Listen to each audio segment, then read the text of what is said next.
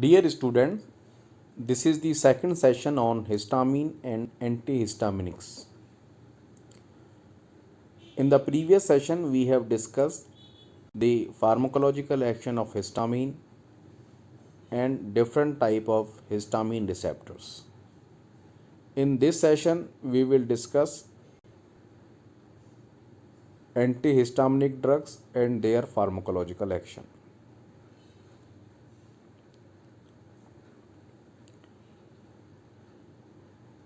As we have discussed, histamine receptor basically are two types which are clinically important: H1 receptor and H2 receptor. H1 receptor antagonists are typically called as antihistaminic drugs, while antagonists of H2 receptors are called as H2 blockers. H1 receptor antagonists, which are antihistaminic drugs, can be divided into two generations: first generation and second generation. The division between these two generations on the basis of their introduction in the market. The antihistaminic drugs which are introduced in market before 1980s, they were classified as first generation antihistaminic drugs.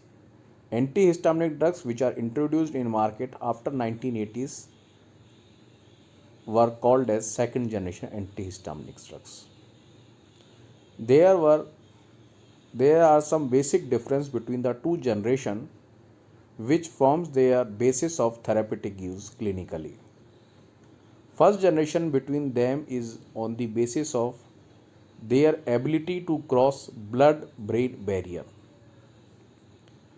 First generation antihistaminic drugs can cross blood-brain barrier very effectively, while second generation antihistaminic drugs cannot cross blood-brain barrier. So when the first generation antihistaminic drug can cross blood-brain barrier and they block H1 receptor in brain, and H1 receptor stimulation in brain causes wakefulness. So when the H1 receptor in brain is inhibited, first generation antihistaminic drug causes sedation. They will induce sleep. While because of poor blood-brain barrier permeability, second generation has less sedative property. First generation antihistaminic drug has duration of action short to intermediate, while second generation antihistaminic drugs are longer acting drugs. First generation antihistaminic drugs also antagonize muscarinic receptor apart from blocking H1 receptor. So they are having anti-muscarinic side effect as well, like dry mouth, dry eye, constipation, urine retention. These are the common adverse effects because of anti-muscarinic property. While these side effects are not seen commonly with the second generation antihistaminic drugs. First generation antihistaminic drugs have property also against pruritus. They are also effective in MSS and also in cough suppression. They have good capability, while these properties are absent in second generation antihistaminic. So with this discussion, we can see first generation antihistaminic drugs act upon different types of receptor and they have different variety of therapeutic uses. Apart from blocking H1 receptor, they also block muscarinic receptor. They have different variety of action like antipruritic, antiemetic and antitussive, and these receptors are not involved in second generation antihistaminic, and these actions are also not seen with second generation antihistaminic. Second generation antihistaminic, they block only H1 receptor basically. Now with this knowledge of difference between first generation and second generation antihistaminic, We will see the few example of first generation antihistaminic. They are divided on the basis of their sedative property into three type, because the sedative property decide their therapeutic use. There are few agents which are highly sedative in nature. These are like diphenhydramine, dimenhydrinate, promethazine, and hydroxyzine.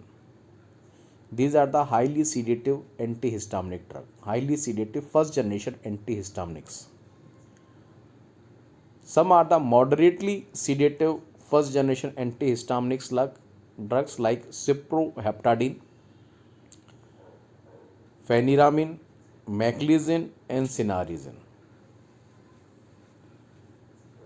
While the mild sedative antihistaminic drug is chlorpheniramine maleate, which is popularly abbreviated as CPM, chlorpheniramine maleate.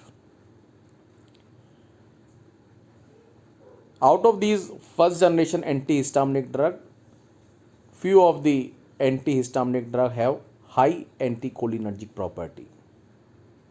These are diphenhydramine, dimenhydrinate, promethazine, and pheniramine. And these are the highly or moderately sedative first generation antihistaminic drug. This high, because of this high anticholinergic action, these antihistaminic drug have different subset of therapeutic use we will discuss later on. So it's important to remember these antihistaminic drugs. Now there are few examples with second generation antihistaminic drug. Second generation antihistaminic drugs have less sedative property. That's why they are used more commonly in allergic disorder than first generation antihistaminic.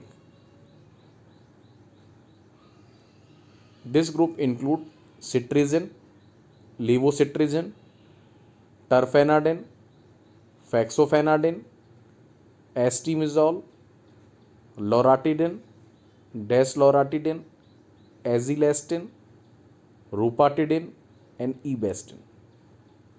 So you can keep remember the name of second generation antihistaminic drug with the mnemonic of cetirizine पे ताला लगाओ. Cetirizine and tala, TALA.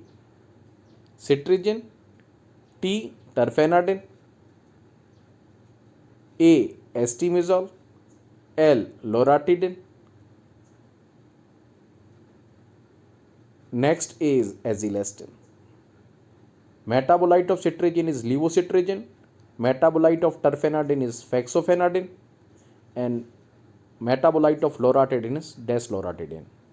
And apart from cetirizine पर ताला लगाओ, rupatadine and ebastin. These are the second generation antihistaminic drugs. Now we will discuss the pharmacological action of antihistaminic drug. In the previous session we have discussed pharmacological action of histamine, and these receptors H1 and H2 will be antagonized. H1 basically will be antagonized by the antihistaminic drug. So pharmacological action produced by antihistaminic drugs will be opposite to histamine itself. As we have discussed, histamine causes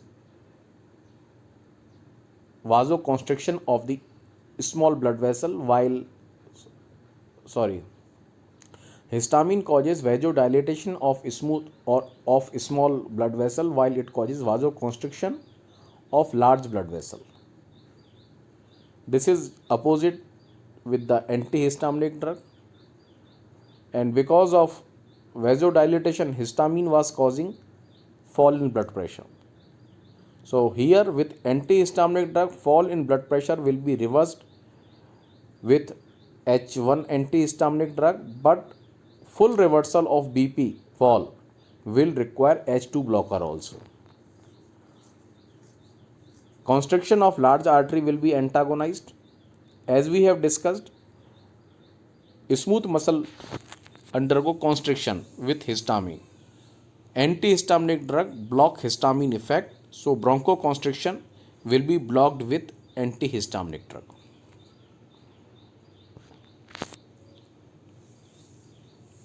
We have discussed histamine causes wakefulness by acting upon H1 receptor in brain. So antihistaminic drug will cause sedation. First generation antihistaminic drug, they have variable degree of CNS depression. This appears to depend on the compound's ability to penetrate blood-brain barrier. The compound which can penetrate blood-brain barrier effectively, they can cause CNS depression more. Okay, so its affinity for the central compared to peripheral H1 receptor, it decides CNS depression. Apart from CNS depression, on the contrary, excitement and convulsion are frequently seen at toxic dose. So at therapeutic dose, CNS depression is seen. At the therapeutic dose, CNS depression, sedation, these are seen, but at toxic dose, excitement, convulsions are seen. And because second generation antihistaminic drug cannot cross blood-brain barrier, so they are practically non-sedating in nature. Certain H1 antihistaminic drugs are effective in preventing motion sickness. It is not whether this is due to antagonism of histamine in the brain or reflect anti-muscarinic property of these drugs. Promethazine also control vomiting of pregnancy, that is morning sickness and other causes. Now we will see the side effect of antihistaminic drug. Side effects with first generation antihistaminic are marked, but they are mild. As we have discussed, first generation antihistaminic drug can penetrate blood-brain barrier more effectively. So CNS depression, sedation, they are more marked with first generation than second generation antihistaminic. They cause sedation, diminished alertness, light-headedness, motor incoordination because of sedation, tendency to fall asleep, impairment of psychomotor performance. These are the adverse effects because of the CNS depressant property. That's why first generation antihistaminic drugs should be avoided in drivers, because the prescribing of first generation antihistaminic drug may pose problem of road traffic accident. First generation antihistaminic drugs, few members have marked significant anticholinergic side effect like dry mouth, dry eye, constipation, urine retention, mydriasis, photophobia. These are the anticholinergic side effect of first generation antihistaminic drugs. They should not be used in children regularly because of impaired learning ability, because of prolonged use of sedation. Because first generation antihistaminic drug causes CNS depression, and because of that, they should not be advocated in children regularly. In pregnancy, use of first generation antihistaminic drug should be used very cautiously, although there is no evidence of malformation. So the basic side effect of antihistaminic drug are related to sedation and anticholinergic side effect. Epigastric distress and headache are also common. Paradoxically, first generation antihistaminic drug, when they applied locally, they cause contact dermatitis. Now we will discuss the side effect of second generation antihistaminic drug. Second generation antihistaminic drug cannot cross blood-brain barrier effectively, so they cause sedation very less as compared to first generation antihistaminic drug, and their anticholinergic or anti-muscarinic side effects are also negligible. But few of the members of second generation antihistaminic drug have other side effects. For example, terfenadine.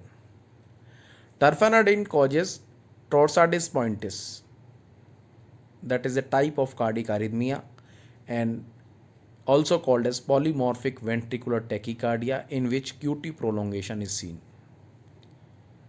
That's why terfenadine should not be used with ketoconazole and erythromycin. These two drugs, ketoconazole and erythromycin, are microsomal enzyme inhibitor. When they are administered along with terfenadine, metabolism of terfenadine is inhibited. So active concentration of terfenadine in blood circulation is increased. So chances of producing torsades pointis is increased. Although nowadays terfenadine is not available in market. Terfenadine Terfenadine is not available in market nowadays, but metabolite of terfenadine is available in market now, named with fexofenadine. It doesn't have cardiac arrhythmia, so that's why it is available in market, and terfenadine has been withdrawn from market.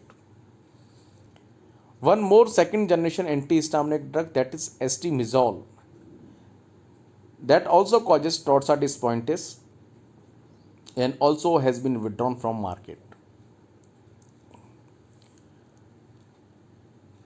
Now, with the acute overdose of second generation and first generation antihistaminic drug, they cause excitement in spite of depression.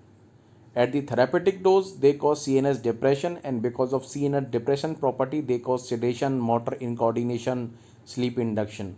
But when antihistaminic drugs are given at a high dose, at a toxic dose, they do not cause CNS depression. On the contrary, they cause central excitement, tremors, hallucination, motor incoordination, flushing, hypotension.